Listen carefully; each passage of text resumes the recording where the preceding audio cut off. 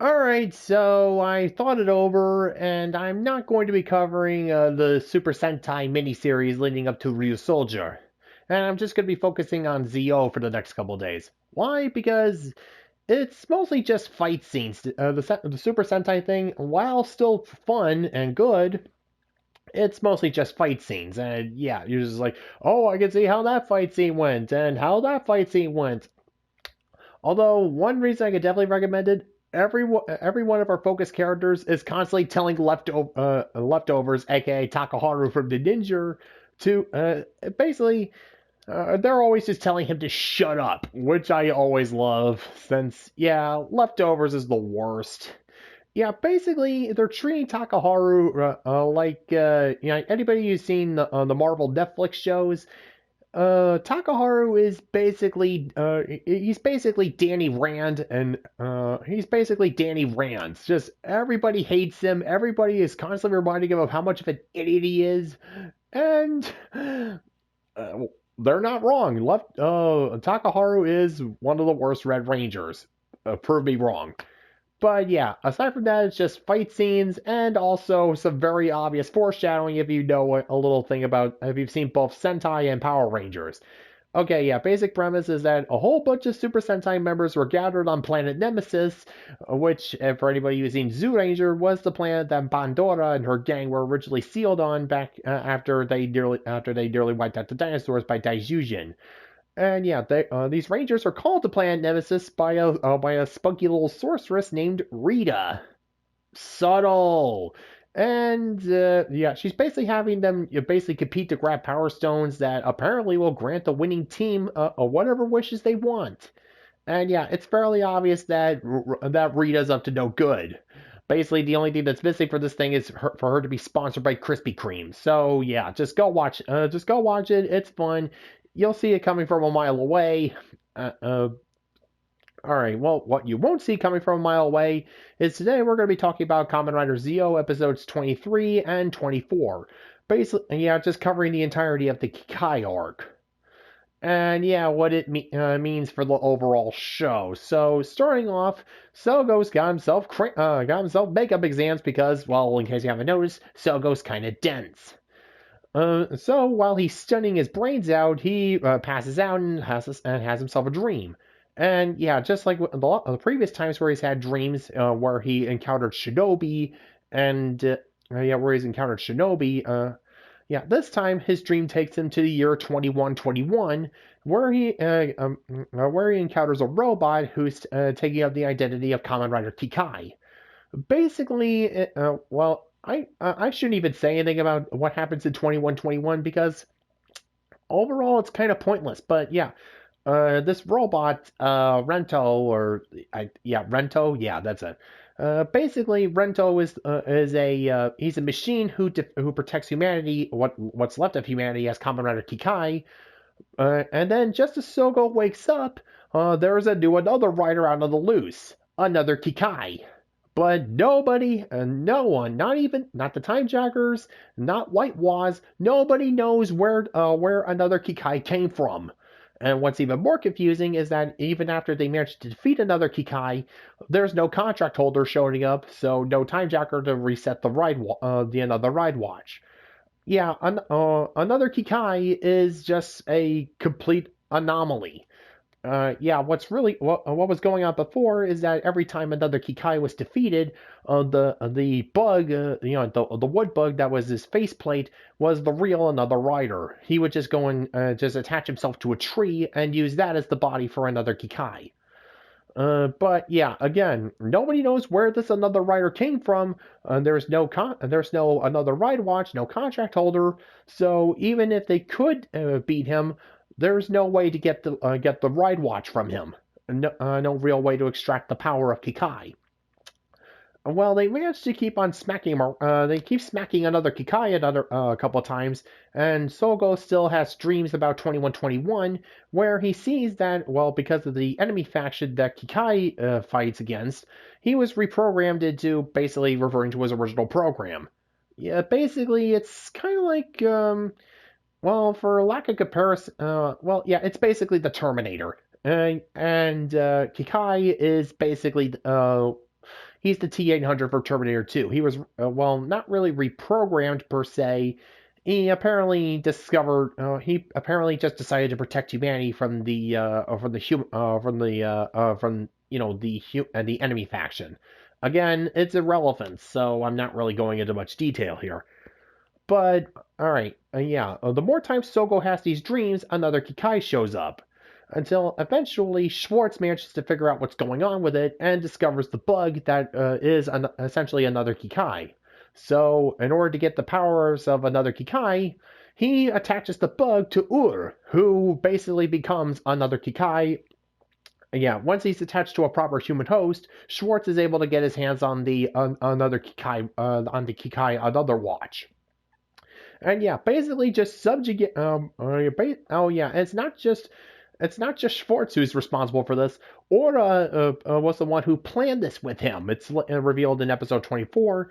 Both of them basically used to basically enslaved him to the power of another Kikai, having him go crazy, all just to get control of another Kikai and make him their puppet king. And odds are good that Ora's not gonna forget this. He's already, guys, I can already see it now. He's got his plans to backstab Ora and Schwartz as, well, revenge for what they did to him. But in the intervening time, now that another Kikai has a proper contract holder, Whitewash sees this as the perfect opportunity to get the third future Ride Watch, thus fulfilling the prophecy of Gates' revive. But they still need to figure out how to actually stop him and access the powers of Kikai. And Sougo somehow figures that, well, hey, don't robots, machines have passwords or something to access them? And again, well, he's a robot. He's not an iPhone here. You can't just go and just tap a couple of numbers on there and then bam. But okay, this actually comes into play later. Well, yeah, Sougo decides to go continue dreaming of the year 2121 to try and figure out what the password to Kikai and by proxy another Kikai would be. And yeah, he manages to get the password, but around the same time, Tsukiyomi was talking with Sougo's uncle, and during the conversation, Sougo's uncle mentions an old robot toy of Sougo's, and has the words written on English in the back, "Will be the king," and Kikai's password, his favorite phrase is, "Will be the BFF." And yeah, they tried the will be the BFF password on another Kikai. It doesn't work. But what does work is "Will be the king." And yeah, thanks to some convoluted nonsense about rewinding, bytes. Sougo, ever since he's accessed the powers, gained the powers of ZO2, basically has the power of bites the dust, for lack of a better analogy. Yeah, whenever he sees it, whenever the getting experience a bad future, all he has to do is just activate bites the dust, rewinds time a couple of seconds, and well, he can basically change the future how he want to get a better outcome. Okay, it's less like Bites the Dust and more like Whis' 3-minute time reversal in Dragon Ball Super. Or was it 3 or 5 minutes? Either way, Sougo has the ability to with this, Sougo can't lose. All he has to do is just rewind time and bam, he can undo his mistakes and get the better outcome. Whis, Bites the Dust, or the rewind feature of the Mega Man Legacy Collection. Just undo any mistakes, undo any bad timelines. Sougo is broke. Zio is completely broken. But yeah, they managed to get the password right. They managed to prevent a bad future. And, well, yeah. The password for another Kikai is, as I said before, "Will be the king." The very same phrase that Sougo wrote on his robot toy from when he was a child. Okay, I'll get back to that in a second. Yeah, they managed to defeat another Kikai. Whitewash gets the Kikai Ride Watch, and, well, yeah, he has all 3 future Ride Watches. And, they managed to defeat Whitewash uses the 3 future, the Shinobi, Kikai, and Quiz Ride Watches to create for Gates the trinket that will allow him to become Gates' Revive. Oh yeah, forgot. Oh yeah, I almost forgot to mention this. Yeah, Tsukiyomi is fully on board with working with White Laws. Yeah. At the end of the episode, we see why she's so focused on having Gates actually kill him now. Yeah, Sougo, ever since he gained the powers of ZO2, has started to develop the powers of Omazio. He can't just see the future or anything like that. He makes the future as however he sees fit. And yeah, during the test, he actually had somewhat prophetic visions of what questions were going to be on the test. And yeah, and another writer that nobody knows about suddenly appears in 2019 based off of a common writer that Sogo envisioned in the year 2121 from one of his dreams. Yeah, he has the power to literally make the future as he can literally make the future as he goes. Kikai, another Kikai, they were all the stuff in 2121. That was all from Sogo. That was just him. That was him from a livid dream. Yeah. Anybody ever read Secret Wars?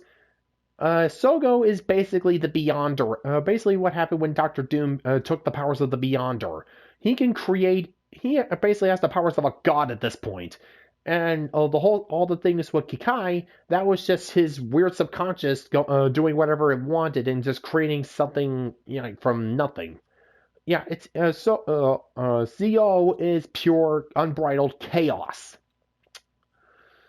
Yeah, so Tsukiyomi has more than a few reasons to be scared. Okay, before, she thought that as long as he didn't progress to the powers of Omazio before, she thought that there was a chance to change him and turn him into a better person. But yeah, Sogo is starting to develop these incredibly terrifying powers. And yeah, she's realized, yeah, no, we're out of time. We try. Okay, they didn't even bother trying. They just focused on defeating other riders and just impotently shouting at Sogo to not become Zo. But of course, I'm gonna be Zo. I'm gonna be the king because my future self mentally scarred me into doing so. Yeah, again, Omazio is Master Xehanort. He basically carved this fear, this desire to become a king into the heart of his younger self, and bam, self-fulfilling prophecy. And yeah, all but confirmed now thanks to Kingdom Hearts 3. But yeah, anyways. So yeah, Sogo is starting to develop his powers of the true, unbridled, terrifying power of Omazio to literally make the future as he goes. Gates now has the tool to let him become Gates Revive and stop him on Oma Day. But of course he won't do it because Gates is an idiot. Let's end. Yeah, next episode, the entire structure of the show goes completely out the window. Why? Because we end the episode with Schwartz holding up a very specific another ride watch. Next episode, we're going to get another ZO. And the show would be completely broken once that thing once somebody's made a contract with that thing. Because remember, a consequence of somebody contracting using another ride watch, in addition to them gaining the powers of that Kamen Rider, bastardized versions of the powers of that Kamen Rider, that Kamen Rider's enemy faction goes away, is erased from history. So, yeah, we saw that before, that when another Forze was created, the Zodiarts were erased. When another Fives was created, the Orphnox were erased. And let's see, with another Gaim, the Invest never fully invaded. He was in control of the Invest. Oh, no, wait, no, that's incredibly inconsistent. Let's see, another Gaim and another O's had control over their villain factions. Another Gaim with the Invest, and another O's was able to create waste yummies.